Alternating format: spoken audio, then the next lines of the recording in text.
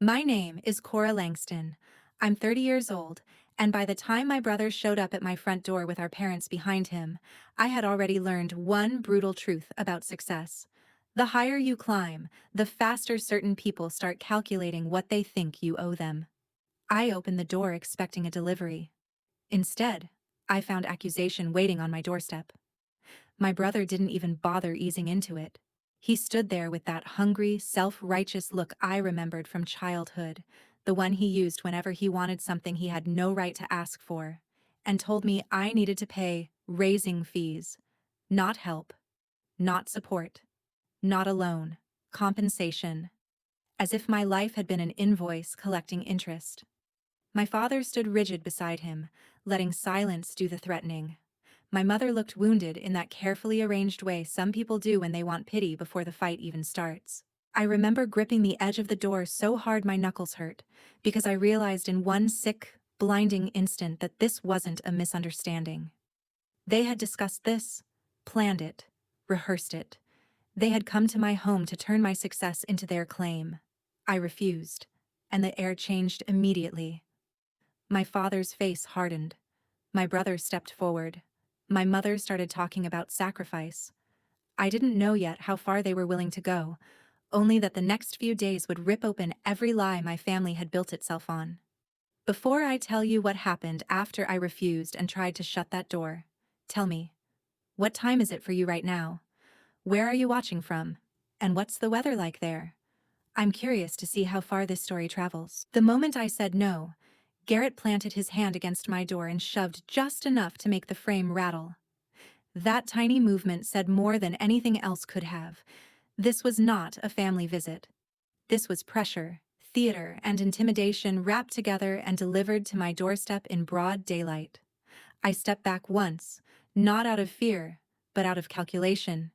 If he wanted a scene, I was not going to hand him one for free.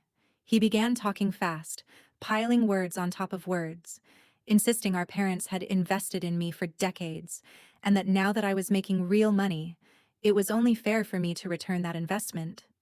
He said it as if he were explaining common sense to a child.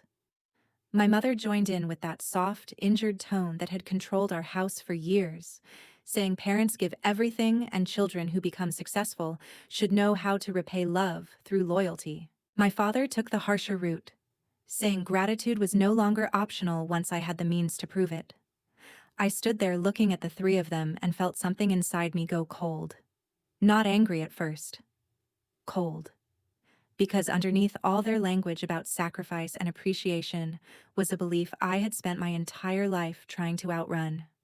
That nothing I built would ever truly belong to me. Not my time, not my peace, not my work, not even the money I had earned through sleepless years and risk after risk. In their minds, I was still a resource attached to the family name.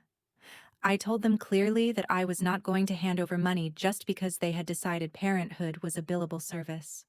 Garrett laughed, but it wasn't humor. It was contempt. He started pacing my entryway like he already owned the place, glancing around my home with the kind of resentment only entitlement produces. He commented on the furniture, the artwork, the view from the window, each word soaked in envy. Then he said the quiet part out loud. If I could afford all this, I could afford to take care of the people who made me. That was when I told him to get out. My mother gasped as if I had slapped her. My father pointed at me and said success had turned me arrogant. Garrett moved closer, lowering his voice, telling me I should think carefully before humiliating my own family, because people might hear a very different version of who I was. There it was, the threat. I had been waiting for it. I told him I did not care what story he wanted to invent. He smirked, and the expression on his face made my stomach tighten. He had not come hoping to persuade me. He had come prepared to punish me. My father pulled out his phone and typed something without even pretending to hide it. My mother began crying, but there were no tears yet, only the performance of injury. I remember the sound of my own heartbeat because it was louder than their voices for one strange second. And in that second, I saw the truth of my whole family with painful clarity. This had never been about love. Love does not arrive in a group and demand payment. Love does not stand in your doorway and count your success with greedy eyes. Love does not threaten to destroy your name because you said no. I pushed the door farther open and told all three of them to leave before I called security.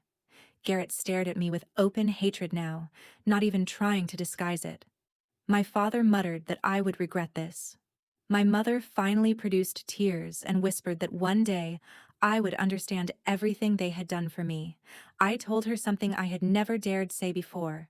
Raising a child is a responsibility, not leverage. The silence that followed felt like glass. Garrett took one step backward, then another, but the look he gave me before turning away promised this was only the beginning. As I shut the door, I understood something I had resisted for years. Blood did not automatically protect you. Sometimes it simply gave the people who wanted to control you a more intimate map of where to strike. I hoped distance might cool them down. Instead, refusal turned them feral. Less than an hour after they left, my father sent a message to the extended family group chat accusing me of abandoning the people who had given me everything. By the time I saw it, cousins I barely spoke to were chiming in with passive-aggressive little sermons about respect, gratitude, and remembering where I came from. My phone lit up over and over again, each vibration another reminder that Garrett had already started building the case against me. I ignored the messages at first, but the next day he escalated exactly the way I should have expected. He showed up outside my office, not alone. He had two of his friends with him, men who had always admired the chaos he could create without ever being the one forced to clean it up. The moment I stepped out of my car, he lifted his phone and started recording. He called my name loudly so people in the parking area would turn and look. Then he asked, in that performative voice people use when they want an audience more than an answer, why I refused to support my struggling parents after becoming rich. He kept repeating variations of it, not because he needed clarification, but because repetition sounds like truth when a camera is pointed at someone's face. I tried to walk past him. He moved into my path. I shifted right. He matched me. The phone stayed trained on me the entire time, capturing not context but reaction. My refusal to speak became arrogance in his narrative. My attempt to protect myself became guilt. When I told him to stop filming me at work, he grinned and asked what I was afraid people would learn. His friends laughed. One of them muttered something about selfish women always forgetting family once money shows up. I could feel employees inside the glass lobby watching. Every instinct in me wanted to snatch the phone out of his hand and smash it against the pavement, but I knew that was exactly what he wanted. One viral clip of me losing control, and he would have the proof he needed for every lie he planned to tell. So I stood still. That was somehow worse. He took my silence as permission to keep going. He stepped closer and demanded I say on camera that I didn't think my parents deserved anything. He wanted a confession manufactured from pressure. The flash from the phone camera kept hitting my face.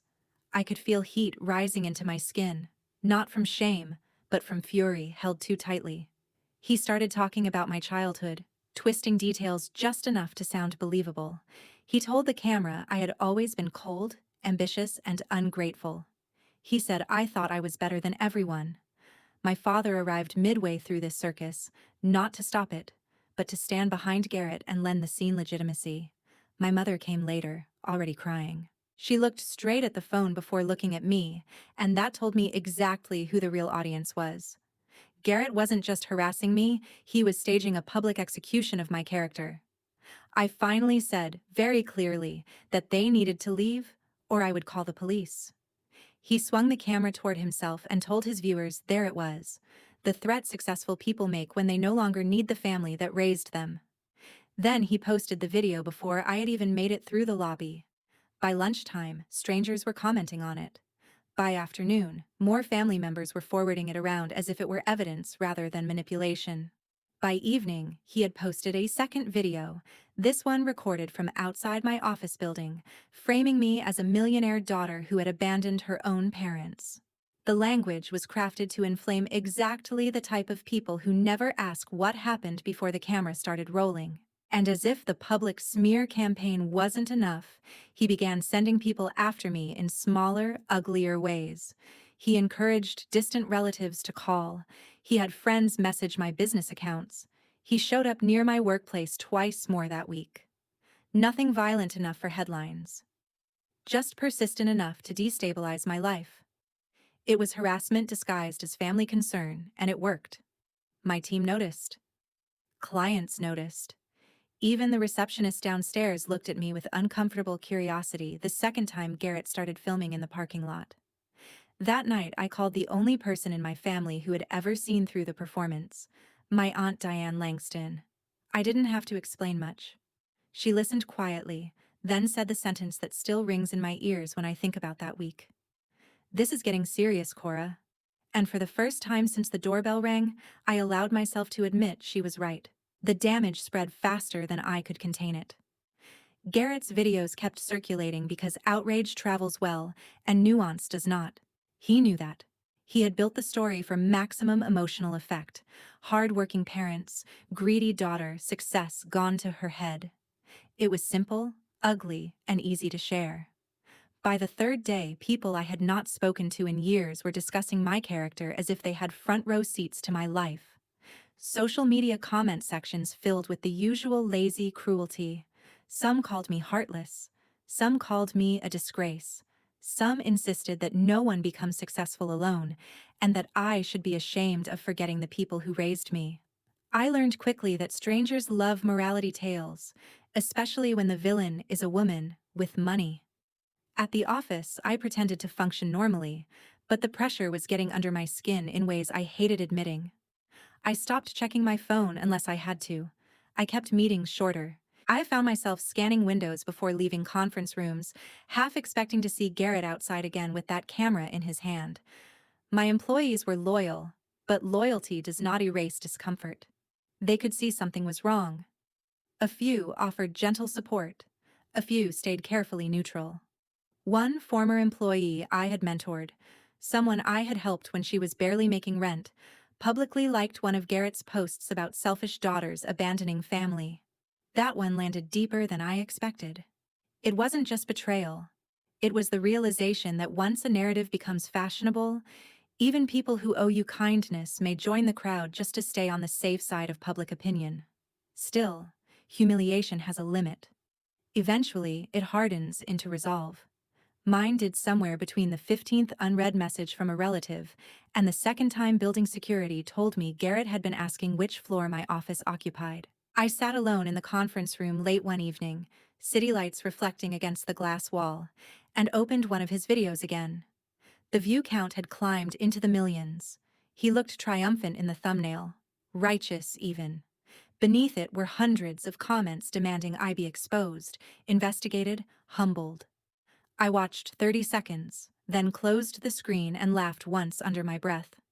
Not because anything was funny, because suddenly, I could see his mistake. He thought public attention belonged only to him. He thought if he got to the crowd first, he got to own the truth. But attention cuts both ways, and he had given me something I had not yet used: a stage. I started gathering everything: texts, voicemail messages, screenshots, timestamps of his visits to my office, security reports, threatening messages from relatives he had stirred up. Then I searched my home camera logs and found exactly what I was hoping for: footage from my doorway on the day they first showed up. Clear audio, clear faces, clear demands. Not enough on its own to end the war, but enough to expose the lie that this had been an innocent conversation between wounded parents and an ungrateful daughter. Diane Langston came over that night and sat with me at the kitchen counter while I organized the evidence. She never once told me to calm down, forgive them, or think about family peace. Instead, she asked practical questions. What did I want? What was the line they had crossed that could not be uncrossed? How far was I willing to go? Those questions mattered more than comfort. I told her the truth. I was done reacting. I was done explaining. I was done hoping they would remember I was their daughter before I was their opportunity. If they wanted a public story, I would give the public the whole thing. Not with tears. Not with a defensive speech begging to be understood. With facts. With records. With their own voices turned back on them. I did not sleep much that night. I drafted statements, called my attorney, warned my team, and prepared for the possibility that fighting back would make everything temporarily worse. But I also felt something steadier than anger taking shape. Clarity. Garrett had mistaken restraint for weakness. My parents had mistaken guilt for obligation.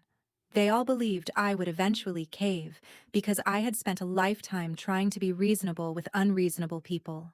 They did not understand that the person they were trying to corner was no longer the girl they could manipulate with disappointment and shame. By morning, I had a plan, and for the first time since this began, the fear started shifting to the other side. I did not hold a traditional press conference. That would have made me look like I was chasing legitimacy from the same public Garrett had been feeding. Instead, I went live. No dramatic backdrop, no polished stage, no rows of reporters waiting to shape my words into whatever headline would travel fastest. Just me in my office conference room, one camera, one legal advisor off screen, one aunt sitting in silence where I could see her, and a stack of documents that had taken me less than 72 hours to assemble because the truth leaves a trail when people get reckless. The live stream started with my face and my full name. I said I would speak once, clearly, and that after that I would let the evidence do what my family never expected it to do, stand on its own. Then I began at the beginning. I did not insult anyone. I did not cry. I did not use dramatic language. I simply explained that my brother and parents had come to my home demanding money under the label of raising fees, that they had continued escalating after I refused, and that public videos had been posted in a deliberately misleading way designed to pressure and defame me. The comments on the stream started fast, half hostile, half curious. I ignored them. I played the first clip from my home security system. In it, Garrett's voice was unmistakable, calm, smug, and fully aware of what he was saying. He was not asking for help. He was naming a debt he believed I owed. The stream comment feed slowed almost immediately. Then I played the second segment, where my father stood nearby and did nothing to correct him. Then the third, where my mother spoke about sacrifice in the language of transaction. Still no screaming, no broken context, no clever editing. Just their own words at my front door. After that, I showed screenshots of the family group messages sent by my father within minutes of my refusal, messages that framed me as ungrateful before anyone had even asked what happened. Then I showed timestamps of Garrett appearing at my workplace, then security logs, then business account harassment records, then private messages from relatives repeating phrases that clearly originated with him. Piece by piece, the whole performance began to look exactly like what it was, a coordinated campaign built to shame me into paying. I remember the precise moment the tone of the comments changed.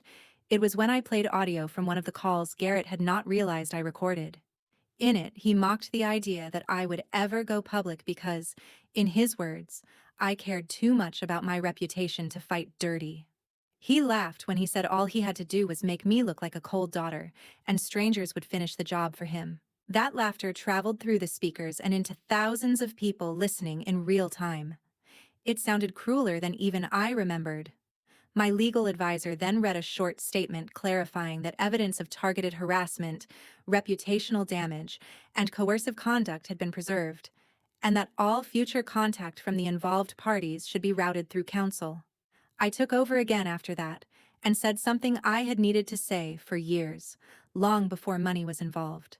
I said being raised by someone does not give them ownership over your adulthood. I said sacrifice offered freely is not an invoice. I said gratitude is real, but it cannot be demanded at the edge of a threat. Then I addressed the part Garrett thought he understood best. Humiliation. He had wanted me on camera looking cornered.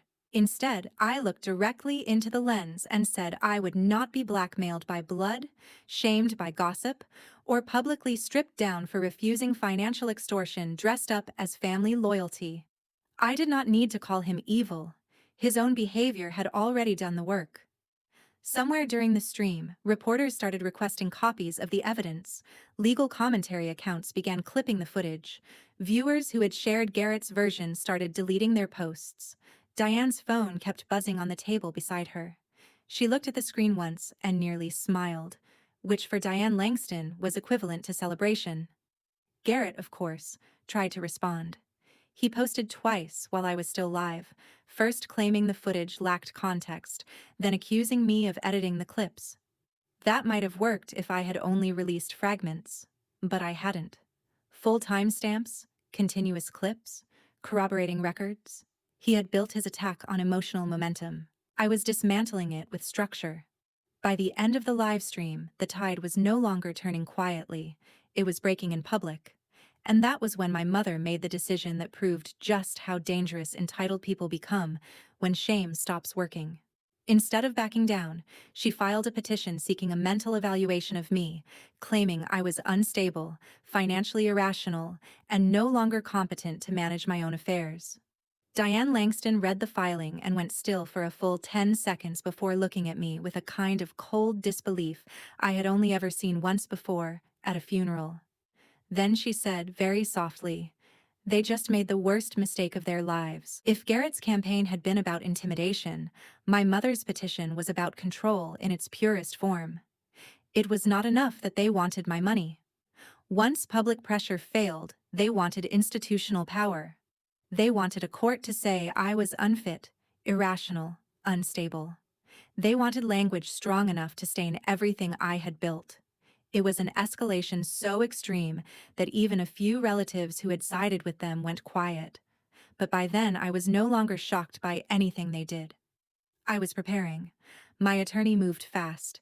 We assembled financial records, mental health evaluations from licensed professionals, testimony from business partners, documents proving years of sound decision-making, and evidence that the petition itself had followed directly after my refusal to pay and my public release of the truth. The timing alone was damning. The courthouse on the morning of the hearing felt colder than it should have. My parents arrived together. Garrett came behind them with the same stiff arrogance he had carried to my front door, but there was a crack in it now. He would not look at me for long. My mother was dressed carefully, subdued and fragile-looking, as if she were auditioning for the role of concerned parent. My father looked angry enough to split apart from the effort of remaining quiet. Diane Langston sat beside me, calm, unsentimental, entirely solid. She did not say much before the hearing began. She only squeezed my hand once and reminded me that truth sounds different when it is forced into a room where lies cannot perform. Their attorney opened with concern language. He spoke about behavioral changes, sudden aggression, irrational financial secrecy, emotional estrangement from loved ones. It was manipulative in exactly the polished way I expected. He avoided mentioning money at first. He avoided mentioning the videos. He avoided mentioning the public harassment. He spoke as if the court had been summoned by worried parents who feared their daughter had spiraled beyond reason. My attorney let him finish. Then she began laying out chronology: refusal, threats, defamation, workplace harassment, public evidence release, retaliatory petition.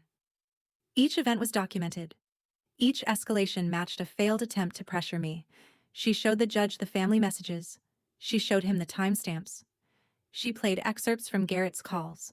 She presented sworn statements from my staff describing his appearances at my office and the reputational disruption it caused. When the judge asked whether the petitioners were aware of the public dispute before filing for evaluation, my mother hesitated for half a second too long. In that hesitation, something shifted. Lies often collapse not under attack, but under sequencing. Once the order of events becomes undeniable, motive starts glowing through every excuse. Then came testimony. I answered every question directly. No dramatics, no speeches, no revenge performance. I described my work, my finances, my decision to refuse coercive demands, and the subsequent campaign against me. I explained that family conflict can be painful without being evidence of mental instability. I explained that boundaries are not delusion, and protecting one's finances is not incompetence. Then Diane Langston testified. She was devastating in the calmest possible way. She spoke about years of family patterns, about how guilt had always been weaponized in our household, about Garrett's lifelong resentment of any success not his own, about my parents' habit of reframing control as sacrifice. She did not speculate. She gave examples, dates, incidents, language. By the time she finished, even my father looked unsettled.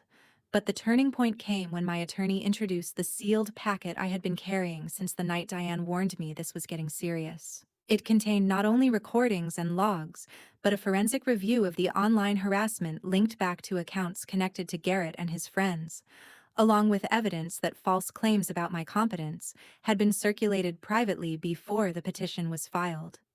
In other words, this was not concern that led to legal action. It was retaliation that borrowed the costume of concern. The judge watched one of the office parking lot videos in full. He listened to Garrett taunt me about reputation. He listened to him frame public humiliation as leverage. Then he read the petition language again. The silence in the room sharpened. When Garrett was questioned, he tried to retreat into vagueness. He said he was only trying to hold me accountable. He said emotions had been high. He said the family was hurt. He said money changes people. Under further questioning, he admitted he believed I should support our parents financially because I wouldn't have anything without them. When asked whether the mental evaluation request was discussed before or after I refused to pay, he looked at my mother, and that glance told the court more than any answer could have. My mother eventually broke composure. Not dramatically. Just enough. She started crying and talking about how families do not go to war unless something is wrong. The judge cut in and said, "Family conflict does not justify misuse of the court system." My father stayed silent until the end, then tried one last time to frame everything as a moral issue rather than a coercive one. It failed completely. When the ruling came, it landed with the force of every boundary I had never been allowed to keep. The petition for mental evaluation was denied in full. The court found no credible basis to question my competence. The judge also stated on record that the evidence suggested a pattern of retaliatory conduct tied to financial pressure and reputational harassment. He referred specific issues for further civil consideration and ordered the petitioners to bear legal costs associated with the proceeding. Garrett lost color in his face so quickly it was almost startling. My mother looked genuinely shocked, as though she had believed motherhood itself would shield her from consequence. My father stared straight ahead, jaw clenched, unable to fix any of this with anger. But the ruling was not the end. My attorney immediately filed the next action: defamation, harassment, and interference-related claims backed by the material already before the court. Public records would now exist. Not rumors, not family gossip. Records. The same public arena Garrett had used as a weapon was becoming the archive of his failure. Outside the courtroom, reporters were waiting. I said almost nothing. My attorney made a brief statement. Diane Langston stood beside me. My family came out later, avoiding cameras they had once chased. That image will stay with me for the rest of my life. The people who tried to drag me into public shame, now moving like fugitives through the consequences of their own strategy. That afternoon, Garrett's employer placed him on leave, pending review of his conduct. Friends who had appeared in his videos began removing themselves from his orbit. Relatives who had sermonized to me days earlier suddenly had nothing to say. My mother called twice from unknown numbers. I did not answer. My father sent one message that simply read, "This went too far." I looked at it for a long time before deleting it, because there was a brutal irony in finally hearing him say the truth only after it started costing him something.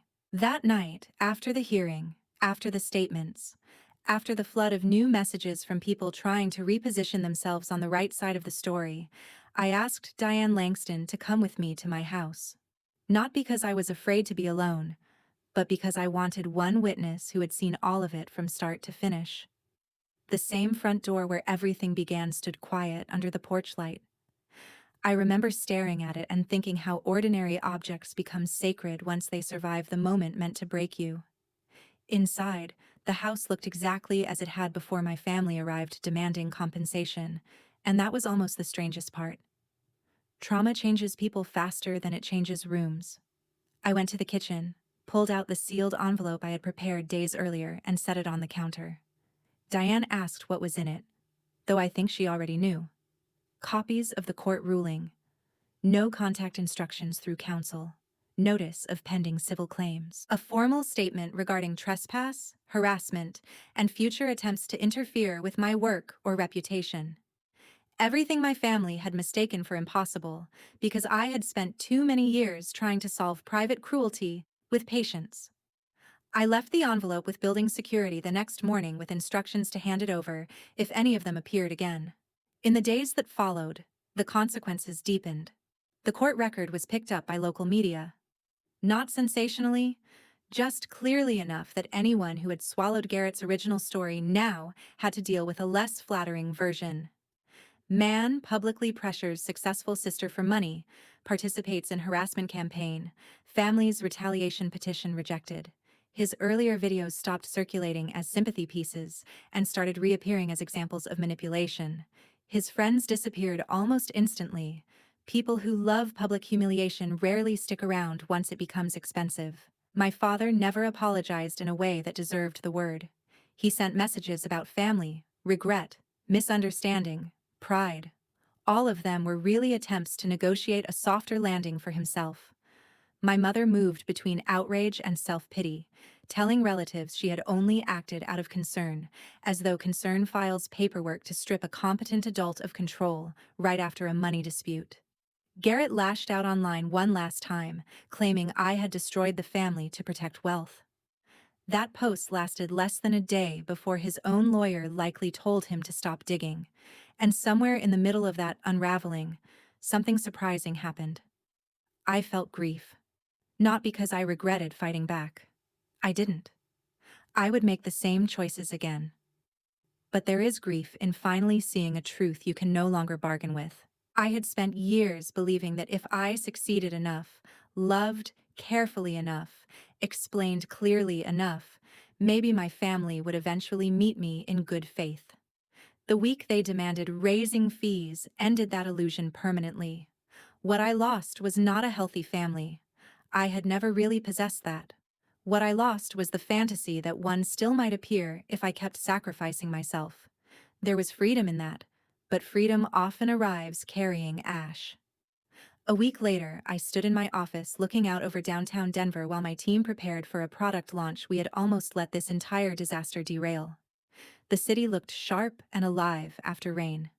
I thought about how close I had come to allowing their noise to define the season of my life. Then I thought about every person who had ever been told that family entitlement is love, that guilt is duty, that boundaries are cruelty, that financial success turns you into public property for the people who failed to build anything of their own. Those lies survive because too many people are trained to feel ashamed the moment they protect themselves. I am not ashamed. Not anymore. The final contact I had from Garrett came through attorneys. He wanted to discuss resolution. That word almost made me laugh. Resolution was what he wanted before consequences existed. After consequences, he wanted escape. My answer was simple. No private meetings, no informal discussions, no return to old dynamics dressed in new language. We were done talking, and next time it would be in court. Exactly as I had promised. Months from now, maybe people will ask whether it was worth it to take legal action against my own family. Maybe some will still say I should have kept it private, stayed quiet, handed over the money, preserved the appearance of loyalty. But appearances are how people like Garrett survive. They count on silence. They count on the victim choosing peace over truth. They count on the public loving a sentimental lie more than an uncomfortable fact. What they never count on is the moment the target stops pleading and starts documenting. If there is one lesson in all of this, it is not that success changes family. It is that success reveals which family members already believed your life was something they could cash in. They taught me for years that blood was permanent, sacred, above challenge. What they taught me by force in the end was something far more useful. The moment someone turns love into leverage, they are no longer protecting the bond they keep demanding you honor. They are killing it themselves. And if the only way to survive that is to shut the door, keep the records, and let the court say what the family never will, then that is not cruelty. That is self-respect. So tell me honestly, If the people closest to you tried to turn your hard-earned life into a debt you never agreed to owe, would you still call it family? Or would you call it what it really is?